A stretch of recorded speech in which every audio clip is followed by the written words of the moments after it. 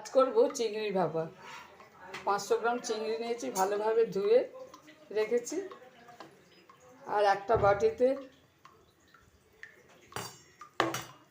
500 গ্রাম চিংড়ি নিয়েছি, ভালোভাবে ধুয়ে একটা টিফিন বক্সে রেখেছি। 6 চামচ সাদা সর্ষে, 6 চামচ কালো সর্ষে, একটু নারকেল কোড়া, নুন, দই আর হলুদ দিয়ে ভালোভাবে এটাকে ফেটিয়ে নিই।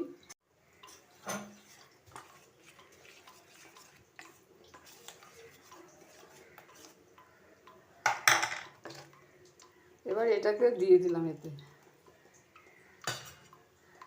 এতে আমি সর্ষে বাটাটা নুন দিয়েই আমি পেস্ট করে নিয়েছি। সব কিছু একসাথে মিশিয়ে দিয়েছি। দিয়ে সর্ষে বাটার যে জলটা ছিল দিয়ে এবার একটু সর্ষের তেল দিয়ে দিলাম। সর্ষে বাটাতে 6খানা কাঁচা লঙ্কা পেস্ট করে নিয়েছিলাম। আর এতে দিলাম আমি 4খানা, না ফাটিয়ে 4খানা দিয়ে দিলাম। খুব ভালো করে এটাকে মাখিয়ে নিচ্ছি।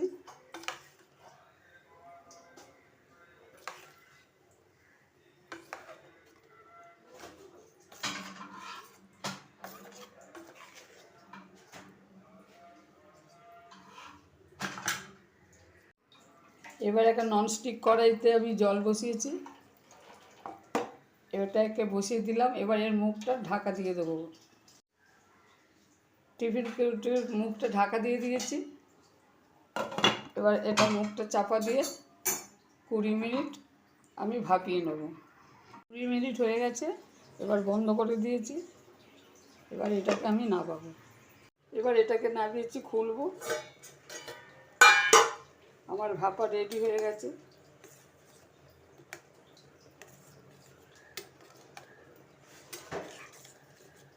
এবার এতে একটু তেল ছড়িয়ে দেবো।